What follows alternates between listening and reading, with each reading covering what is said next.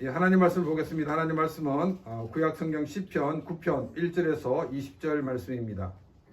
구약성경 10편 9편 1절에서 20절 말씀을 교독하도록 하겠습니다. 다윗의 시 인도자를 따라 무람멘에 맞춘 노래. 내가 전심으로 여호와께 감사하오며 주의 모든 기이한 일들을 전하리이다.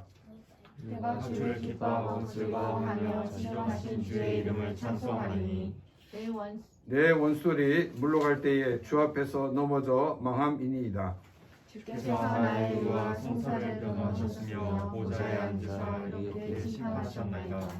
이방 나라들을 책망하시고 악인을 멸하시며 그들의 이름을 영원히 지우셨나이다. 원수가 끊어져 영원히 멸망하였사오니 주께서 무너뜨린 성읍들을 기억할 수 없나이다. 여호와께서 영원히 앉으시며 심판을 위하여 보좌를 준비하셨도다. 공의로 세계를 심판하시며 정직으로 만민에게 판결을 내리시리로다. 여호와는 압제를 당하는 자의 요새시요 환난 때의 요새이시로다. 여호와여 주의 이름을 아는 자는 주의 이시라오니 이는 주를 찾는 자들을 버리지 아니하심이니이다. 너희는 시온에 계신 여호와를 찬송하며 그의 행사를 백성 중에 선포할지어다. 이 흘림을 진군하시는 이가 그들을 기억하시며 가난한 자의 부르짖음을 잊지 아니하시도다. 여호와여 내게 은혜를 베푸소서. 나를 사망의 문에서 일으키시는 주여 나를 미워하는 자에게서 받는 나의 고통을 보소서. 그러시면 내가 주의 찬송을 다 전할 것이요 딸 시온의 문에서 주의 구원을 기뻐하리이다. 이방 나라들은 자기가 판 웅덩이에 빠짐이요 자기가 숨긴 그물에 자기 발이 걸렸도다. 여호와께서 자기를 알게 하사 심판을 행하셨으며 악인은 자기가 손으로 행한 일에 스스로 얽혔도다. 악인들이 서울로 돌아가며 하나님을 잊어버린 모든 이방 나라들이 그리하리로다. 불의한 자가 항상 잊어버림을 당하지 아니하며 가난한 자들이 영원히 실망하지 아니하리로다.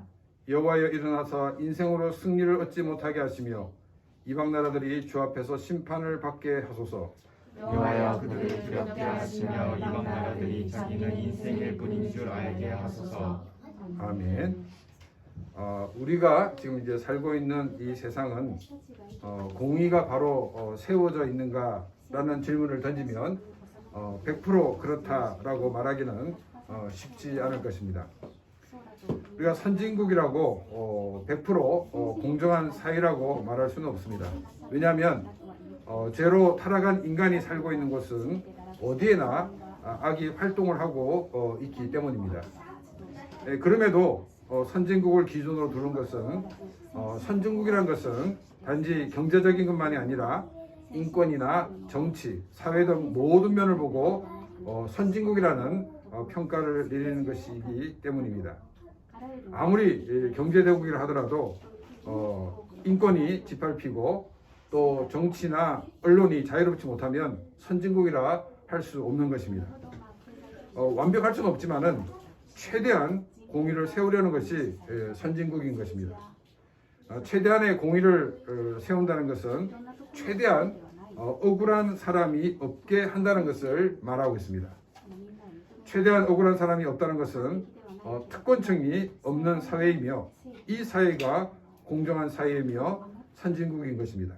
반면에 이 후진국으로 갈수록 사회의 정의가 세워지지 않고 특권층을 위해 모든 시스템이 돌아가게 되는 것입니다. 우리는 사회의 악에 대해 문제를 제기하는 것에 대해서 그것은 계란으로 바위를 치는 것이다 라고 말을 합니다. 이 말은 한마디로 얘기하면 악을 바꾸기 힘든 정도가 아니라 아예 바꿀 수 없다는 것을 말하고 있습니다.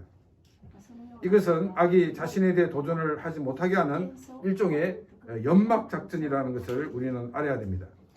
왜냐하면 역사에서 악이 결국 꺾였기 때문입니다. 악이 바위가 아니었고 악에 대한 항거가 계란이 아니었다는 것을 보여주고 있습니다. 그런데 사람들은 이 연막 작전에 속아 악에 대해 항거하려고 하지 않습니다. 급기야 악이 왕성하게 활동하는 것을 보면 악에 침묵이 떴던 사람들이 아니 신이라는 존재가 있다고 그러면 과연 이런 일이 있을 수 있을까라는 의문을 가지게 됩니다. 어떻게 신이 계시다면 이런 악이 활동하는 것을 보고만 계시는가라는 의문을 가지게 됩니다. 오늘은 악에 대한 그리고 사회의 불의에 대해 성경은 우리에게 무엇을 말씀하고 있는가를 함께 살펴보도록 하겠습니다. 우리는 이 시편 9편을 묵상하면서 이 시편 9편은 특히 공동체가 고백하는 하나님이 아니라 내가 체험하고 내가 고백하는 하나님에 대해 말하고 있는 것이라고 말씀을 드렸습니다. 하나님은 성경 속에서만 역사하시는 하나님이 아니시라는 것입니다. 하나님은 우리가 살고 있는 현실에서도 성경에서 같이 동일하게 역사하시는 하나님이시라는 것입니다. 죄로 타락한 인간이 모여 사는 사회이지만 사회가 진리를 추구하고 선을 추구하는 것은 하나님께서 악을 벌하시기 때문입니다. 그럼에도 우리가 살고 있는 사회에는 악이 늘 존재하고 있는 것을 보게 됩니다. 우리가 이제 2000년 전과 비교해 보면 우리가 2000년 전까지 가지 않아도 100년 전과 비교해 보아도 우리가 살고 있는 사회는 많은 발전을 하였습니다. 기술적인 발전뿐 아니라 이 정치적인 시스템도 발전하였습니다. 이 학문적인 영역에서도 과거와는 비교할 수 없을 정도로 발전을 하였습니다. 교육적인 그 면도 내용이나 또 시스템이나 또 환경 모든 면에서 어느 시대와 비교할 수 없을 정도로 굉장히 뛰어난 그런 상태에 있는 것을 우리는 보게 됩니다. 그렇다면은 이 악이 이 세상에서 완전히 사라져야 할 것입니다. 그런데 악은 여전히 사라지지 않고 있다는 것입니다. 이제 우리도 요즘 코로나 때문에 고생을 많이 하고 있는데 과거에도 많은 전염병이 있었습니다. 그 전염병의 대표적인 것을 꼽자고 그러면 이 천연두를 꼽을 수가 있습니다. 그런데 이 과거 수십 년간 천연두가 세계 어디에서도 발생하지 않았습니다. 그래서 이 많은 나라들이 이 천연두 백신을 이렇게 다 제거하였다라는 뉴스를 본 적이 있습니다.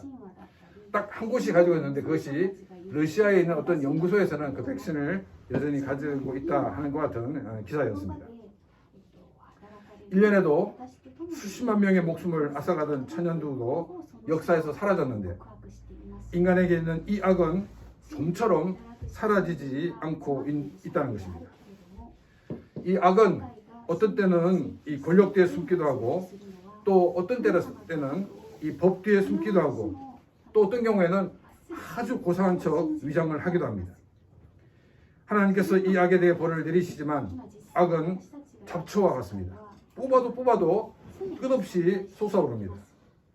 제초제를 뿌려보면 당장에는 잡초가 나지 않는 것 같은데 조금 시간이 지나면 다시 싹이 나기 시작하는 것 같이 악은 끊임없이 솟아오르고 있다는 것입니다.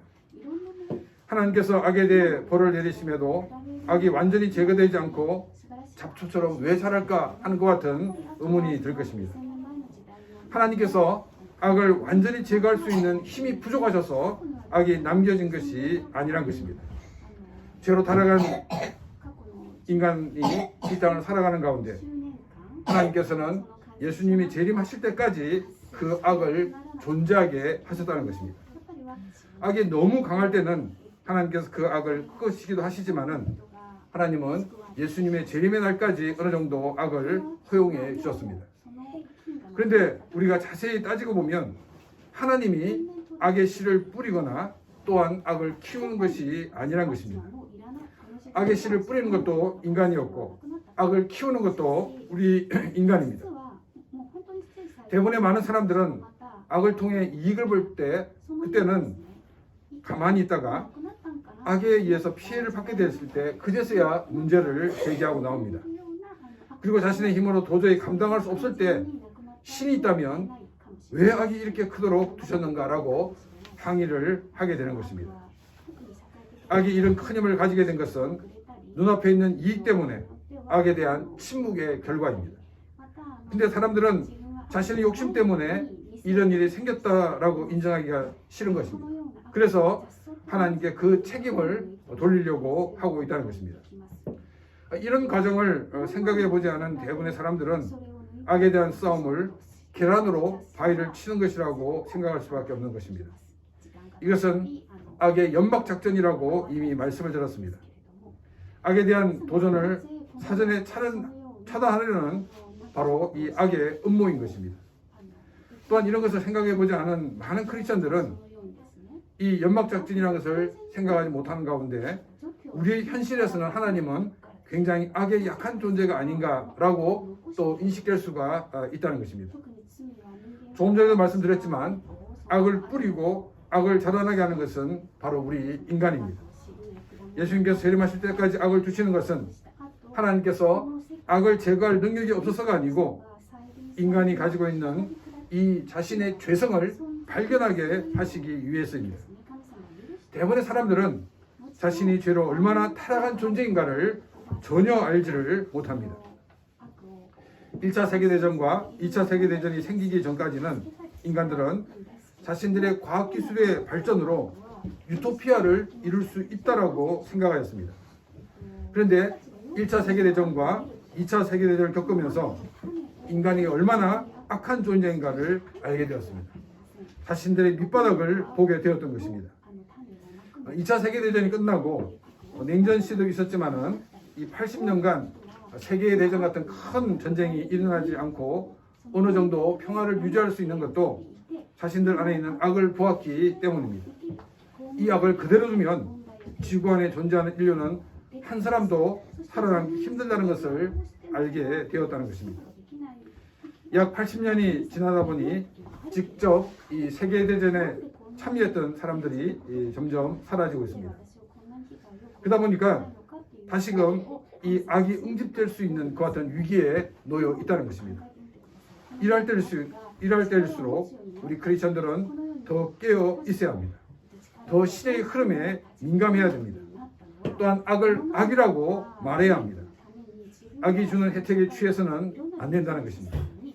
악에 대해 침묵하는 것도 또한 악이 주는 혜택을 누리는 것도 악이 자라도록 방조하는 것이고 또한 영양분을 뿌리는 것이기 때문입니다. 방광과 방조 이 둘은 모두 악에 동참하는 것과 다를 바가 없는 것입니다. 크리스천들은 악에 동참하는 자리에 나와야 합니다. 왜냐하면 하나님은 이 모든 것에 대해 재판을 하고 계시는 분이시기 때문입니다. 7절입니다. 여호와께서 영원히 앉으시며 심판을 위하여 보좌를 준비하셨도다. 이 7절에서 시편 기자는 하나님께서라고 말하지 않고 여호와 즉 야훼께서라고 말하고 있습니다. 약속하시고 그 약속을 이루시는 하나님께서 영원히 앉으셨다라는 것입니다. 하나님께서 앉으신 곳은 바로 재판을 하기 위한 재판관의 자리입니다. 그리고 영원히 앉으셨다라고 말하는 것은 하나님은 일시적으로 재판을 하시는 분이 아니라는 것입니다. 영원히 재판관으로 재판을 하신다는 것입니다. 끝까지 죄상을 밝히고 그 죄상에 대한 책임을 물으신다는 것입니다. 여러분, 우리가 이 세상의 법정에서 보게 되면 피고가 세상을 떠나게 되면 재판을 받을 대상이 없어지게 됩니다. 그래서 기소 중지가 되고 또한 재판은 없어지게 됩니다. 그래서 이 피고의 죄를 묻지 않게 된다는 것입니다. 그런데 하나님의 법정은 죽음으로 끝나는 문제가 아니라는 것입니다. 죽음 이후에도 죄를 묻고 그 죄에 대한 판결을 받게 하신다는 것입니다. 죽음으로 모든 것이 끝나는 것이 아닙니다. 세상의 법정은 죽으면 재판 도중에 있었던 모든 것도 판결을 내리지 않고 재판이 중지되지만 하나님의 법정은 그렇지 않다는 것입니다. 오히려 우리가 살고 있을 때는 죄를 용서받을 수 있는 찬스가 있습니다. 그런데 죽고 나면 그 용서받을 수 있는 찬스 없이 이 땅에 산 것을 가지고 재판을 받게 된다는 것입니다. 그렇기 때문에 이 땅에 살고 있을 때, 우리가 살아있을 이때에 하나님 앞에서 죄를 용서함을 받아야 하는 것입니다. 죽고 나면 용서함 받을 수 있는 기회가 없기 때문입니다. 그래서 우리는 죽기 전에 이 죄 문제를 해결해야 한다는 것입니다. 자신이 언제 죽을지 아는 사람은 아무도 없습니다. 사람은 언제 죽을지 모르기 때문에 자신에게 죄가 지적될 때, 자신이 어떤 죄를 지었는가를 알게 되었을 때, 그때 그 자리에서 자신의 죄를 고백해야 하는 것입니다. 이것이 나에게 주어진 마지막 찬스일 수가 있기 때문입니다. 악이 주는 혜택이 너무나 달콤하여서 거기에 취하여 죄인 줄 알면서도 빨리 그 악을 끊지 못하고 나오지 못한다면 아마도 그 대가는 더 크게 받게 될 것입니다. 8절입니다. 공의로 세계를 심판하시며 정직으로 만민에게 판결을 내리시리로다. 우리는 하나님께서 하시는 일에 대해서 이해를 하지 못할 때가 많이 있습니다. 이스라엘 백성들이 이집트에서 나와 가나안으로 가서 이 가나안 원주민들을 다 쫓아내고 하나님은 그곳에 살게 하셨습니다. 멀쩡히 살고 있는 그 원주민들을 몰아내고 하나님이 택하신 백성이라고 그곳에 살게 하신 것이 과연 공의로운 일이냐라는 문제입니다. 그런데 우리가 이 성경을 자세히 보게 되면 하나님께서 가나안에 살고 있는 사람들의 죄에 대해서 심판하는 도구로서 이스라엘을 사용하고 계시다는 것을 알 수가 있습니다. 하나님께서 이 아브라함을 부르셔서 가나안으로 인도하셨습니다. 그리고서 하시는 말씀이 뭐냐면 아직까지 가나안 사람들의 죄가 차지 않았다라고 말씀하십니다. 이 아브라함의 손자인 야곱의 시대에 아브라함의 자손들이 이집트로 이주를 하게 됩니다. 그리고 400년이 지난 다음 하나님께서는 이집트에 살고 있는 야곱의 자손들, 즉 이스라엘을 가나안으로 인도하셨습니다. 하나님께서는 가나안 사람들과 화평의 조약을 맺지 말고 그들을 다 멸하라고 하셨습니다. 왜냐하면 가나안 민족과 평화조약을 맺고 교류를 하다 보면 가나안 사람들 사이에 있는 죄에 대한 문화가 이스라엘로 들어올 수가 있기 때문입니다. 이스라엘 백성들이 모세의 인도하에 이집트에 나와 40년이 지난 후에 여호수아의 인도하에 가나안에 들어가게 되었습니다. 그 가나안을 차지하게 된 것이 아브라함에게 약속하신 그 약속의 성취인과 동시에 가나안 사람들의 죄에 대한 하나님의 심판이었다는 것을 우리는 알 수가 있습니다. 이제 문제는 뭐냐면 이 비슷한 일이 있었는데 1948년 2차 세계대전이 끝나고 난 다음에 미국의 도움으로 유대인들이 2000년 가까이 팔레스타인에 살고 있는 사람들을 다 몰아내고 이스라엘이라는 나라를 세운 것입니다. 이것을 제2의 출애굽이니 뭐니 여러 가지 좋은 이름을 다 갖다 붙여도 가나안의 그 구약에 나와 있는 가나안 정복 사건과는 전혀 다른 사건이라는 것입니다. 이것은 하나님의 약속을 이루는 것이 아니라는 것입니다. 아브라함의 약속하신 그 하나님의 약속은 이미 성취되었습니다. 그 아브라함의 약속하신 그 약속의 성취가 이스라엘 백성들이 가나안에 들어가서 가나안 땅을 차지한 것이 그 성취가 아니라 예수님이 이 땅에 오셔서 우리의 죄를 지시고 십자가에 죽으시고 부활하심으로 아브라함에게 약속하신 그 약속이 이미 성취된 사실이라는 것입니다. 1948년도에 이스라엘의 건국은 구약에 나와 있는 하나님의 언약과 아무런 상관이 없는 사건이라는 것입니다. 1948년도에 이스라엘의 건국은 불공정과 불합리의 극치입니다. 유대인들의 자본의 힘을 보여주는 결과물일 뿐이라는 것입니다. 하나님은 8절 말씀과 같이 공의로 세계를 심판하시고 정직으로 만민에게 판결을 내리시는 하나님이십니다. 자신의 죄를 정당하게 하기 위해 성경을 교묘히 이용해서는 안 될 것입니다. 1948년도 이스라엘의 건국이 그 대표적인 사건이라 말할 수 있습니다. 또 어떤 일이냐면 어떤 목사님이 스캔들을 일으켰습니다. 이 스캔들이 터지자 이 목사가 뭐라고 얘기하냐면 다윗도 스캔들이 있었다고 사람이 너무 깨끗하면 재미가 없죠? 이런 식으로 이야기를 하였습니다. 성경에 다윗의 스캔들을 기록한 것은 인간이면 스캔들을 일으킬 수 있으니까 괜찮다라는 것을 말하기 위해서가 아니란 것입니다. 다윗과 같은 사람도 스캔들을 일으켰기 때문에 더 긴장해야 되고 더 깨어있는 하나님의 사람으로 살아가야 된다는 것을 우리에게 알려주고 있다는 것입니다. 하나님은 공의롭게 재판을 하고 계시다는 것을 기억하면서 이 세상에 일어날 일들을 바라보시기 바랍니다. 자신을 합리화하는 그런 논리에 우리가 넘어가는 일이 없도록 우리가 하나님의 말씀으로 늘 깨어있는 그런 귀한 삶이 되시기를 바랍니다. 9절입니다. 여호와는 압제를 당하는 자의 요새시요 환난 때의 요새시로다. 하나님께서 압제를 당하는 자의 요새가 되시고 환난 때의 요새가 된다는 것은 무조건 이 약한 자의 편에서 서신다는 말이 아니란 것입니다. 악을 행하는 자들이 힘을 가지고 선을 위협할 때 하나님은 선에 속한 자의 요새가 되신다는 것입니다. 사람들이 가지고 있는 잘못된 생각 하나는 뭐냐면 무조건 약자 편에 서는 것이 바른 길이라는 것입니다. 약자는 약자대로 악이 있습니다. 그런데 약자는 무조건 희생자라는 생각을 먼저 가지기 때문에 사실 문제가 더 꼬이게 되는 것을 우리는 보게 됩니다.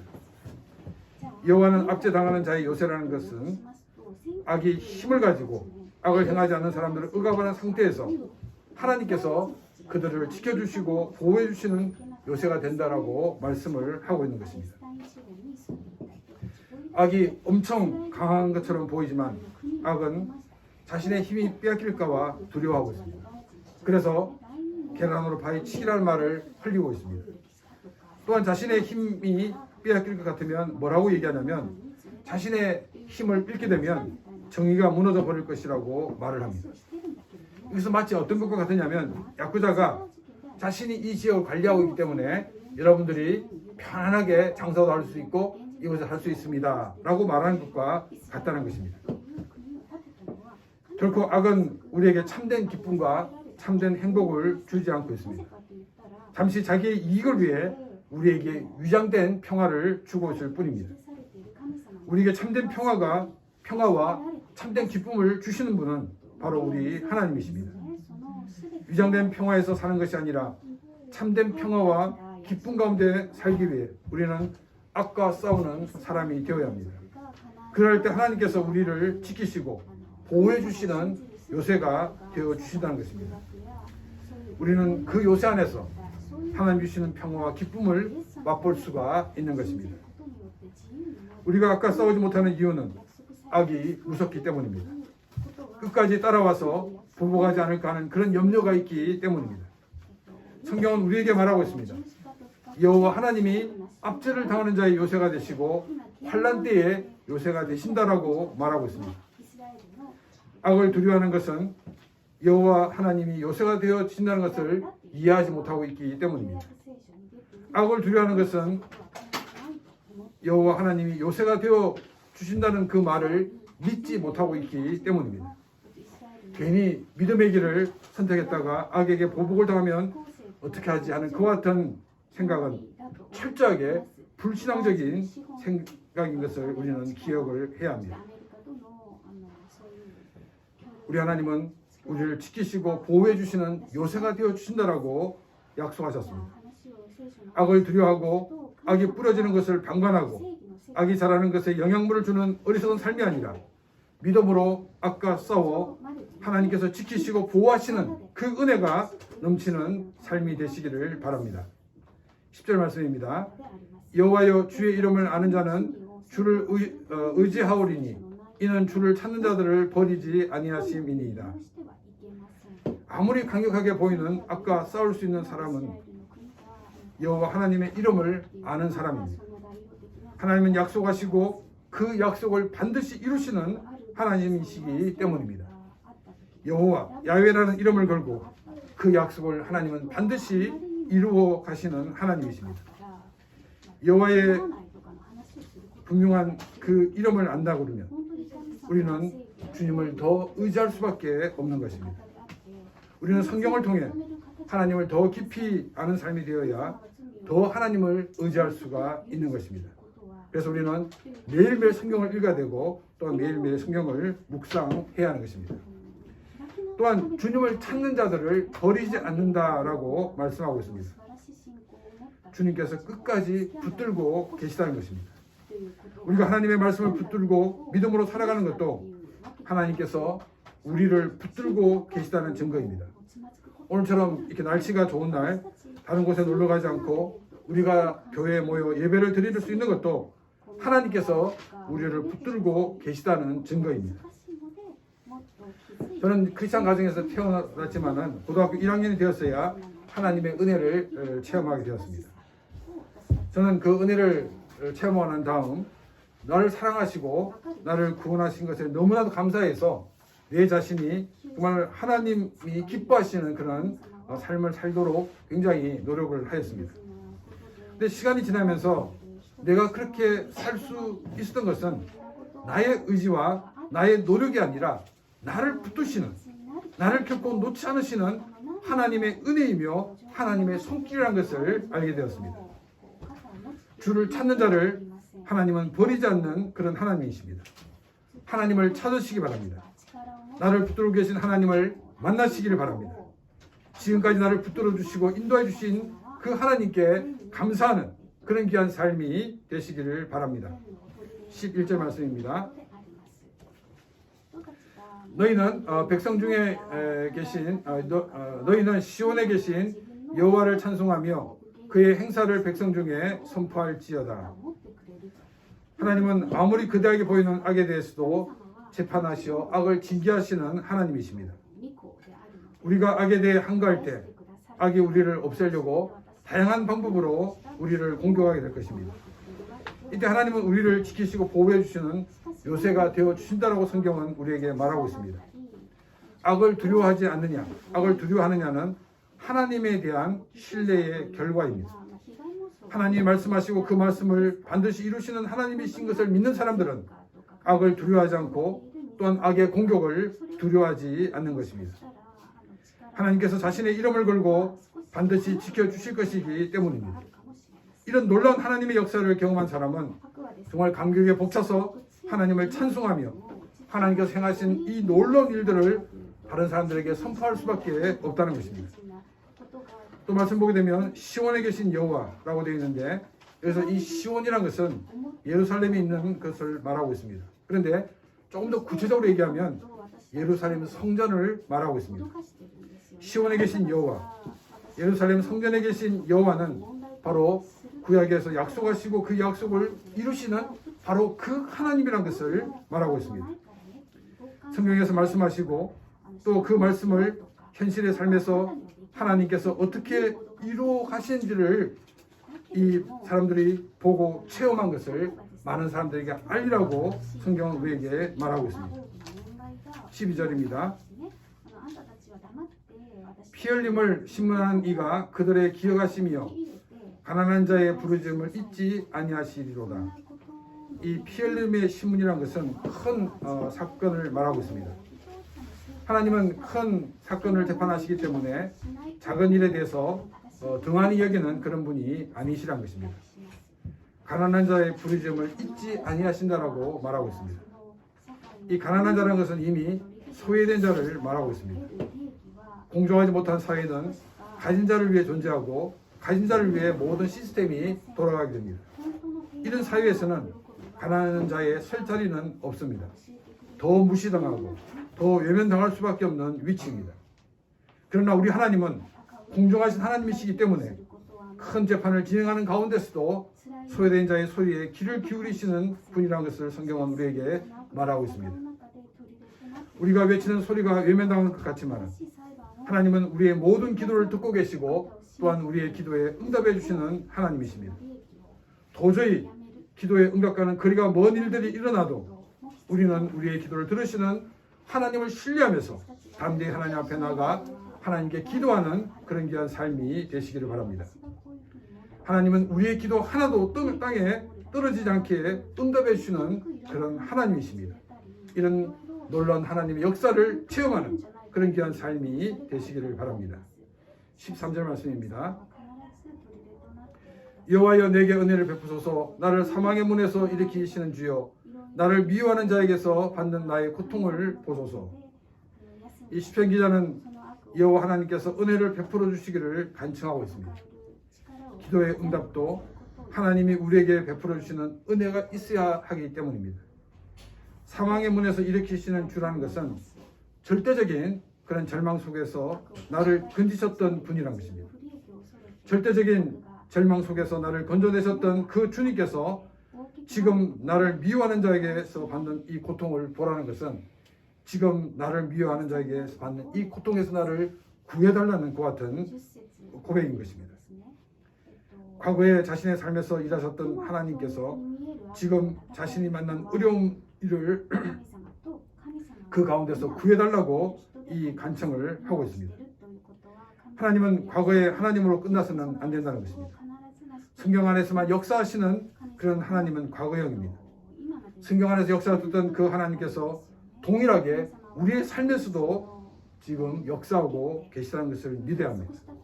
또한 우리는 많은 사람들 앞에서 과거에 이런 일이 있었어 라고 과거형으로 간증하는 것이 아니라 지금 현재 하나님이 나와 함께 일하고 계시다라고 고백하는 삶이 되어야 한다는 것입니다. 14절입니다. 그리하시면 내가 주의 찬송을 다 전할 것이요 딸 시온의 문에서 주의 구원을 기뻐하리이다. 시편 기자는 하나님께서 행하시는 일들을 전할 것이라고 말하고 있습니다.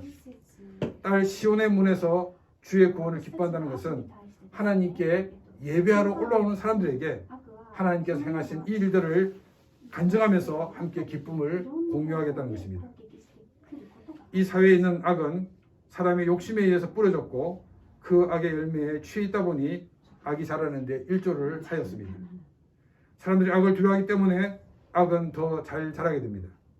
악의 피해자가 되었어야 사람들은 악이 이렇게 크게 되도록 하나님은 무엇을 하셨나라고 따지게 됩니다. 자신들이 뿌리고 자신들이 자라게 하고서는 그 책임을 하나님께 넘기고 있습니다. 하나님은 공평하신 하나님이십니다. 이 공평하신 하나님을 믿고 우리는 악에 대해 악이라고 말할 수 있는 삶이 되어야 합니다. 악의 핍박을 받는 것을 두려워해서는 안 되는 것입니다. 악의 핍박을 받게 될 때 하나님이 우리의 요새가 되어주시기 때문입니다. 하나님이 모든 공격을 피하게 하시고 그 모든 공격을 막아주신다는 것입니다. 하나님은 소외된 사람의 부르짖음마저 잊지 않으시는 그런 분이십니다. 우리의 기도의 소리를 들으시고 그 기도에 응답해 주시는 분이 우리 하나님이십니다. 그때 우리는 악을 두려워하지 않고 악이 자라지 못하도록 악을 뿌리채 뽑도록 우리는 노력을 해야 할 것입니다. 그래서 우리의 삶 가운데 일어나셨던 하나님의 그 정의, 하나님의 공의를 많은 사람들과 함께 나누며 기뻐하는 그런 귀한 삶이 되시기를 바랍니다. 우리 이 시간 다 같이 오늘 하나님의 말씀을 생각하며 같이 기도드리겠습니다.